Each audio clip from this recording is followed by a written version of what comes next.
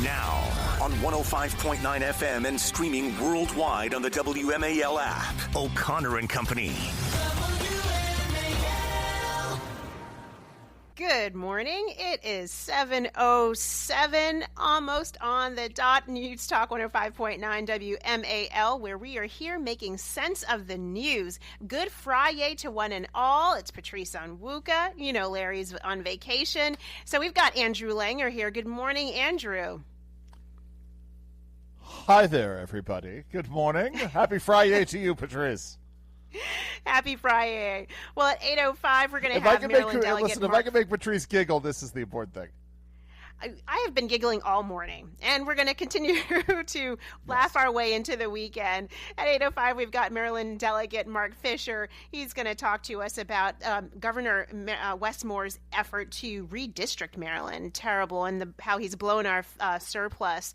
But right now, we've got a good friend of the show, Grover Norquist, president of Americans for Tax Reform. I know Grover pretty well at my work at Independent Women, and he's been a long advocate for fiscal responsibility. I wish the Maryland governor would listen to you, Grover, but alas, here's where we're at with him. Good morning. Welcome. Good morning. How are you doing? Doing good. Well, the shutdown is over, the Schumer shutdown, and right now we're hearing that Senator Schumer may not be running for re-election. He is not expected to seek re-election in 2028. Do you think that he won out of this battle, what he was trying to go for with the ACA subsidies or just expanding the Democrats' footprint in Congress as a result of this shutdown? Is he still just the all-around loser, Grover? Well, given what he said he was trying to do, he started 8 months ago telling all the Democrats, don't shut the government down. The world will see that you did it. And it will be a political loser for Democrats to shut the government down. And by the way, if you walk away and shut the government down, you hand over to President Trump and the executive branch a lot of decisions that we in Congress, the Democrats, would like to sort of be involved in. And 8 months ago, he won that discussion, and the Democrats agreed. You're right. We're going to do the continuing resolution, be stupid, and make us look bad, and accomplish nothing to shut the government down. 7 months out, which is just 43 days ago, the Democrats were so mad, so deranged, so screaming that.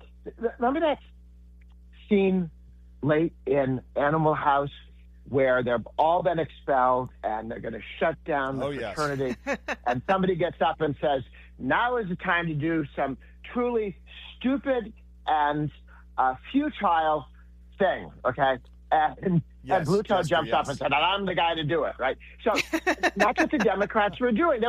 When Animal House went out and messed up, that didn't accomplish anything. That didn't stop them from getting thrown out of the university. It didn't stop them from shutting down their fraternity, but it made them feel good to do something. And the Democrats decided to go with that. And then Schumer turned around and he was the guy trying to hold back the crazy mob from doing something. And then he turned around and said, well, I'm their leader. And he started leading the march. Okay, we're all going to do this. And now it's a good idea to shut the government down. He knew it wasn't. So no, they had hoped that the Republicans would fold. And every once in a while, there'd be some Republicans somewhere who'd say, well, we could have a conversation about spending $1.5 trillion to get the Democrats back into negotiating. But those all turned out to not actually be real efforts by any Republican. And the guy said something trying to sound reasonable, or, well, I don't know, we've talked about it. But no, the Republicans had a phalanx that just held, and they made the case as to what they were doing. And now we just debate the failure of Obamacare for the next year, because what they wanted was, please give us hundreds of billions of dollars to paper over the fact that Obamacare raises the cost of health care. It didn't cut the cost of health care by $2,500 per family. It doubled it. And it didn't let you keep your doctor. That wasn't true. Everything about it was a lie. And all of this money is to hide that lie. And now that they don't have the money to paper it over, we can discuss alternatives to Obamacare, such as health savings accounts and other efforts. You know, it's interesting, Grover, because I know your colleague, our colleague Ryan Ellis, is putting together a whole list of those kinds of recommendations, which is great. I want to turn our attention to something a little bit different, which is this talk of a $2,000 tariff rebate check for American families. Listen, I want people to keep more of their money or get back more of the money that they should, but I'm concerned about the precedent that this sets. That that this seems to be like what the Democrats like to do. They raise prices on things like energy, right? By creating all of these risky energy sources, these so-called sustainable energy things, and then they say, yeah, well, we know we're going to jack up energy prices, but we're going to give a rebate to low-income families, and that's going to offset it. How is this different? Is this different, this idea of a rebate check? Where do you stand in all this? What it is it points out that tariffs, the president has said he wanted to use tariffs to negotiate better trade deals, okay? It's a dangerous thing because if that doesn't happen and you end up with a trade war, it's devastating to American consumers. The administration has realized that the higher taxes on coffee and other things that come in have reduced the affordability of things and have been destructive. So they're going to not do that anymore, and that's helpful. But there is a real challenge when you have a tariff that is a tax on all consumers in America. It's not paid by people in France, and French tariffs on American products are paid by French people. All tariffs are taxes on the country that levies them, not other countries that they don't pay it. We do. I don't understand the discussion right now of a rebate.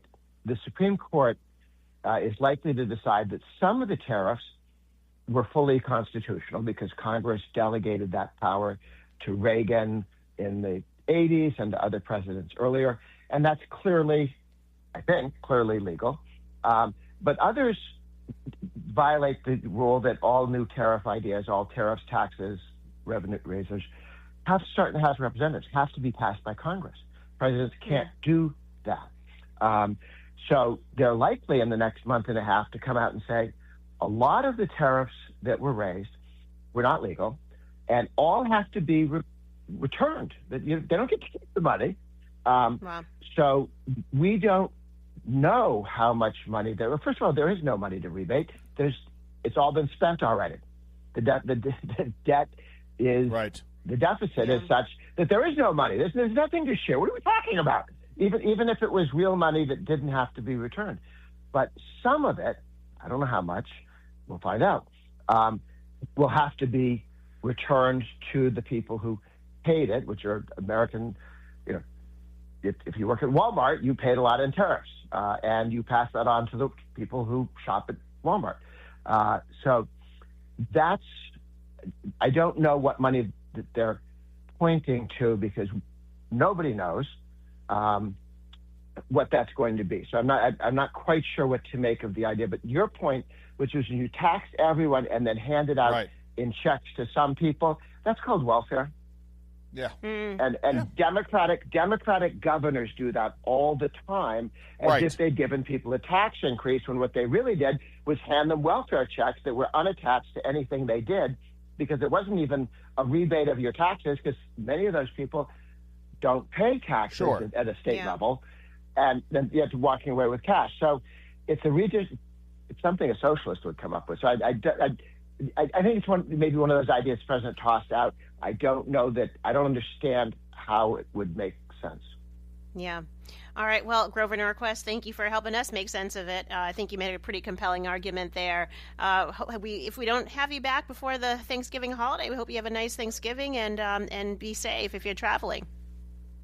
You got it. Good to see you with you guys. All right. Right now it's 7:16. WMAL, making sense of the news. Live from the Home Paramount Pest Control Studios. Home Paramount, the leader in pest control since 1939. All right, so Andrew, you and I are both raising the roof. Yes, we are.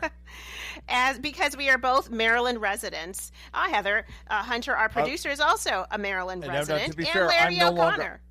I'm no longer a Maryland resident. I've been in Virginia for a few. Oh yeah. I know. Everybody thinks it's anyway. It's fine. I get it. Okay. Very, very tight. But you still feel our pain. Yes. You still feel 100%. our pain.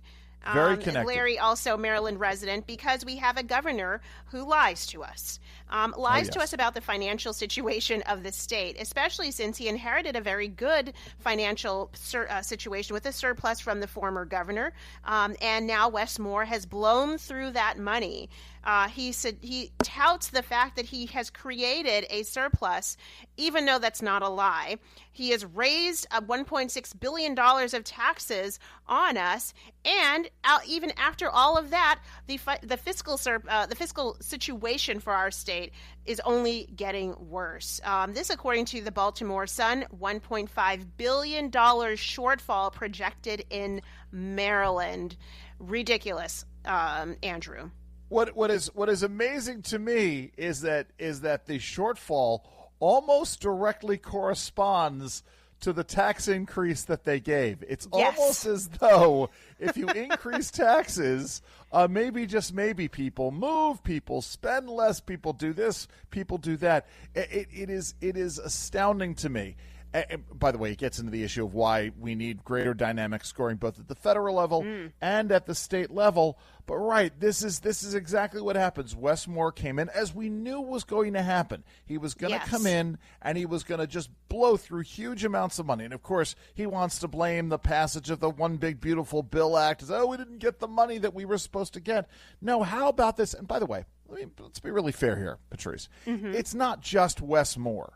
I mean, Wes Moore is part of the problem, but it is the supermajorities of Democrats in both houses of the Maryland legislature that sort of went along with all of this. And this is what happens when you get one-party rule in Maryland, is you get them just, there is no check on power. And government expands, the spending expands, and surpluses magically get wiped away. Disappear. Literally is not rocket science here. They disappear. States, yes, 100%. States who actually are,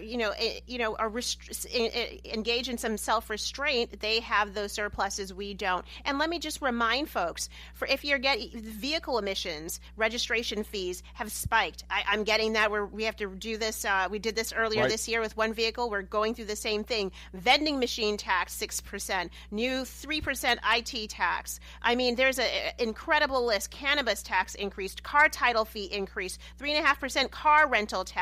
Fishing license increase. I mean, it is astounding the increase in taxes that Governor Wes Moore, working with Democrats, most of which is what the Maryland legislature is. Right. And so, yes, you've increased the revenue, but your spending has increased even at a higher rate. And Andrew, to your point about one-party rule, this is the result of it, particularly Democrat party rule. Wes Moore has a great idea. He says, you know what? There's still too much red in Maryland, representing Maryland. Let's work to eliminate the spot of red in the of representatives for Maryland, and let's just get rid of them by redistricting to gain another blue seat. And so that's what we've got next. It's also the threat. And by the way, we're going to be joined by Delegate Mark Fisher from Maryland in the next hour. He's a member of the Maryland Freedom Caucus. But it's, keep in mind that the threat of redistricting, it's not just, we've been talking about the issue of the shifting power and trying to get rid of Andy Harris, but generally the idea of redistricting in Maryland is also about the implicit threat to Republicans in marginal districts. Come along with what I'm doing, otherwise we're going to cast you out of office. So there's a real thuggery that's going on here. Mark Fisher, by the way, who was a really great sort of tweet about his record here. He writes, "My bill to eliminate taxes on retirement income." By the way, this is important, Patrice, because again, we talk about the idea of tax migration and the ability of going to other states. If you are on the eastern shore of Maryland and you're a military retiree, it is no difficulty to move, 20 miles across the border into what we call LSD. When I lived on the shore, LSD, lower, slower Delaware. There's no problem going over there. My bill to eliminate taxes on tips. That's not mine. It's Mark Fisher's bill to eliminate taxes on tips. Maryland Democrats killed the bill. My bill to allow dollars to follow children. Maryland Democrats killed the bill. I mean, this is the whole point here. Is Democrats in Maryland have never met a tax increase that they didn't like. They never spent a spending bill that they didn't like, and this is the end result. Well, folks, if you are worried about Governor Moore's redistricting plan, you have an opportunity today to push back here. His Redistricting Advisory Commission is meeting at 4 p.m. today. Thank you, Maryland Republican Party at MDGOP on X. They said testify to fight back against Governor Wes Moore's gerrymander. There's going to link. We'll share this, but it's an opportunity. You have 3 minutes via Zoom, so you can do it from your home. But explain why it is important that he is trying to disenfranchise conservative voters with this effort. That he's trying to eliminate Republican voices in representing Maryland from the governor. Why we need to ensure that that this entire state, the representation, the registration of voters is not 100% Democrats. There are plenty of Republicans and conservatives who live in Maryland. And so this is an opportunity to push back against the governor's effort. Again, at Maryland MDGOP, they've got details. You can get the link to testify. But we've got to show up and push back. Otherwise, he's going to run roughshod against all of the one Republican we have representing us in Congress. It's 7:24. All right, coming up, let's hop over to Virginia, where we've got an outgoing governor and an incoming governor, and the incoming is not waiting to make a mark on the state. We'll tell you more. Stay with us. It's O'Connor and Company at 7:30. WMAL-FM, Woodbridge, Washington, a Cumulus media station. Making sense of the news. News Talk 105.9. News now. Now on 105.9 FM and streaming worldwide on the WMAL app. O'Connor and Company.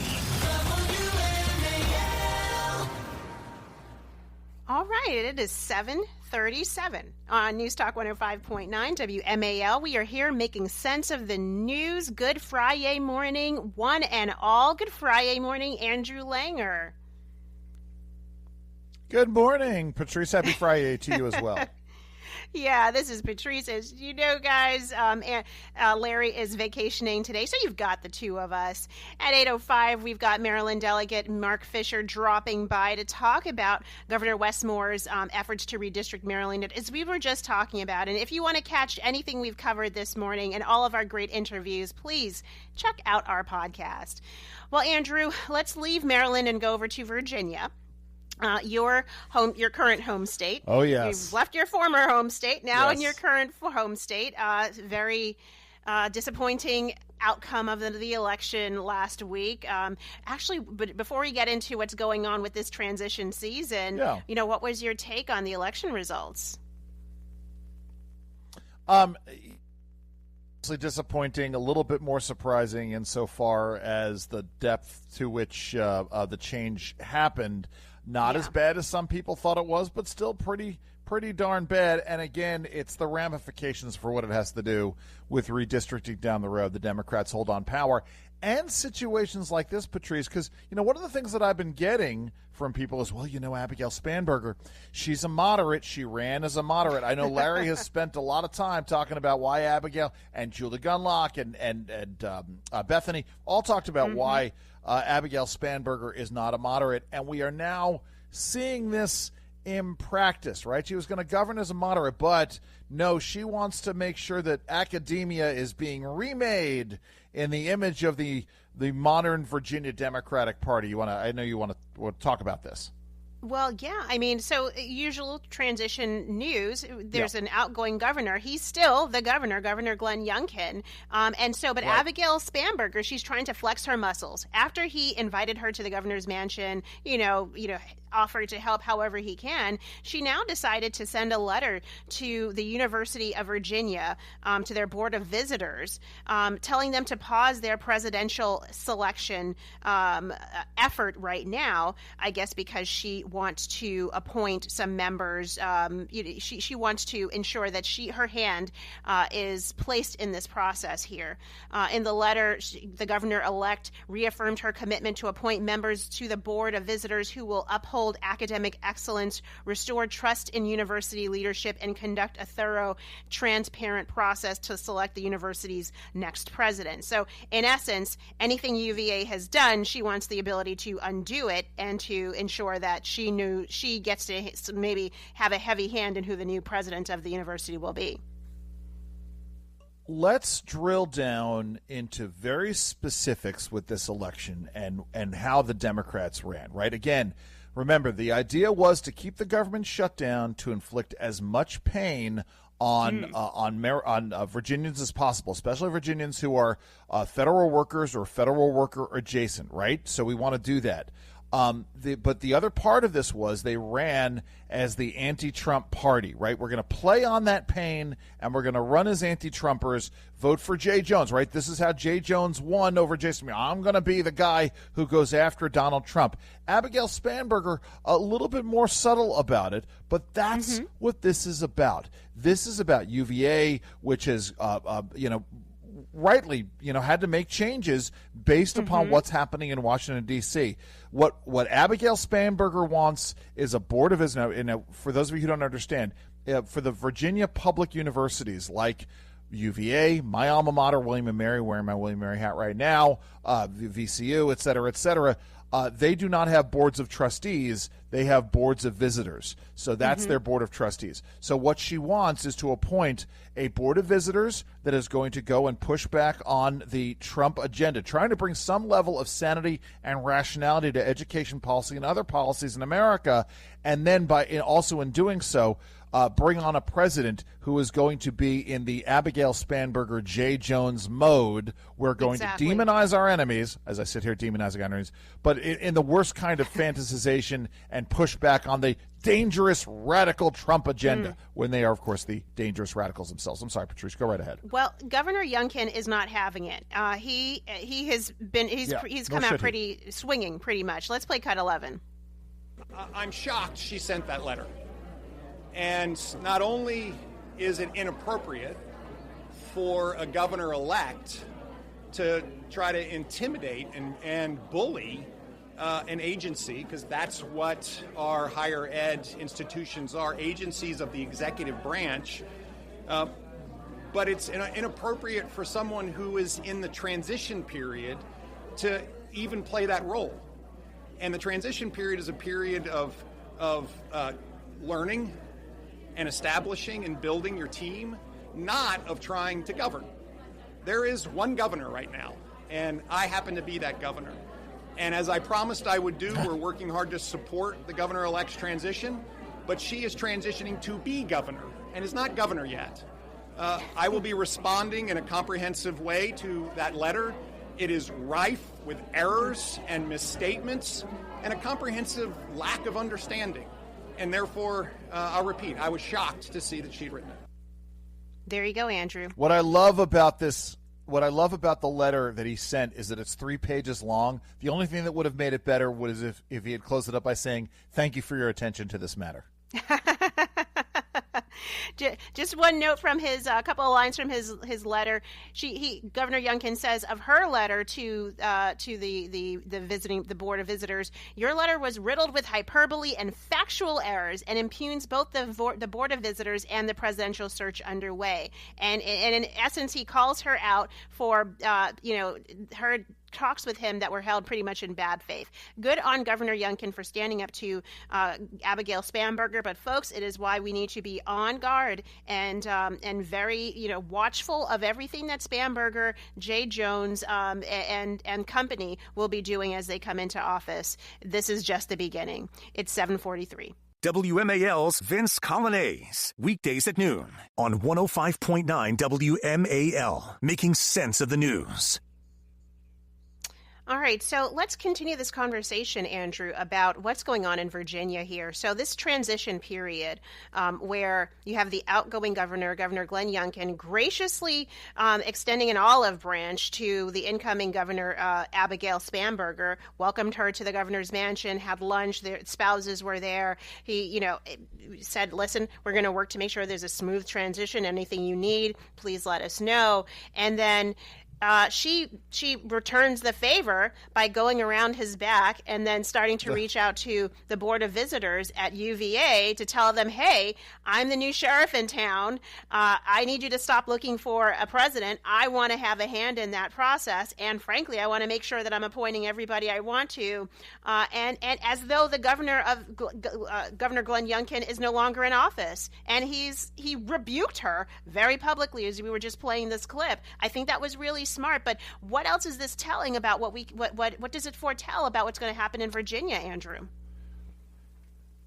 Well, that's just it, right? This is the first flag that Abigail Spanberger and the Spanberger administration is planting, and it's a very, very important signal as to where they want to go. Everything is on the table, and they recognize. It's the amazing thing to me. Right, and it's unfortunate because we've gone through. I know you and Larry have talked about this. I know Larry and Bethany and Larry and Julie talked at length about Abigail Winsome Sears, lovely woman, smart, all the right instincts, not the greatest of candidates. But at the end of the day, right, the race should have been about. Do you want to continue the great things that have happened in Virginia over the last 4 years? And frankly, I mean, right, this is when you see how, right, Abigail Spanberger and Jay Jones and Hotchme, they didn't run on Virginia stinks. This is, things have been really bad the last 4 years, therefore we need a change. They ran against Donald Trump. Donald Trump. Here's where we're going to go. We're going to be the bulwark against Donald Trump. And so, it would be helpful, right? Let's say, Abigail Spanberger, let's lay out, why is it that you are so concerned, so deeply troubled? I mean, obviously, we know that the governor said that the one letter she did send was riddled with hyperbole and inaccuracies. But at the end of the day, speak plainly here. What is it that you're looking for in a new university president, and why do you think that the UVA board is not? Let's also set aside, real quick. It's not as though under Glenn Youngkin's administration, UVA and academia generally in Virginia became all of a sudden, boilerplate, MAGA, Maha, conservative. That's true, There's still these leftist institutions. They're just trying to have a little bit of a return to center here. That is obviously not good enough for the orthodoxy of the modern Democratic Party, of which Abigail Spanberger is a representative. No, not at all. Abigail Spanberger, she strikes me as someone very aloof, and that came across on the campaign trail, and really hiding her true intentions, as probably a good former CIA agent would be trained to do.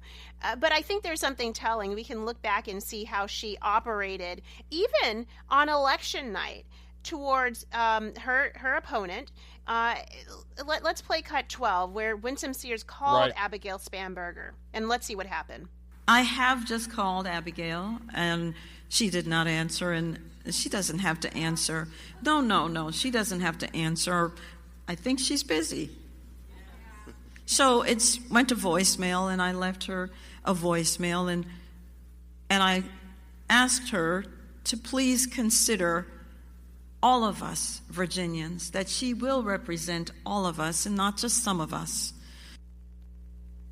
And that's the bottom line. I mean, to snub Winsome Sears, that's one thing. But will she actually represent all of Virginia? Or is she just going to be on a anti-Trump, anti-MAGA, anti-Republican, let's purge any sort of right-leaning influence from every and any lever of power? And there's some real significant issues at play in the state. I mean, we want to make sure that from a security and a public safety standpoint, that the state continues to work with ICE and not against ICE enforcement. And the list goes on and on, Andrew.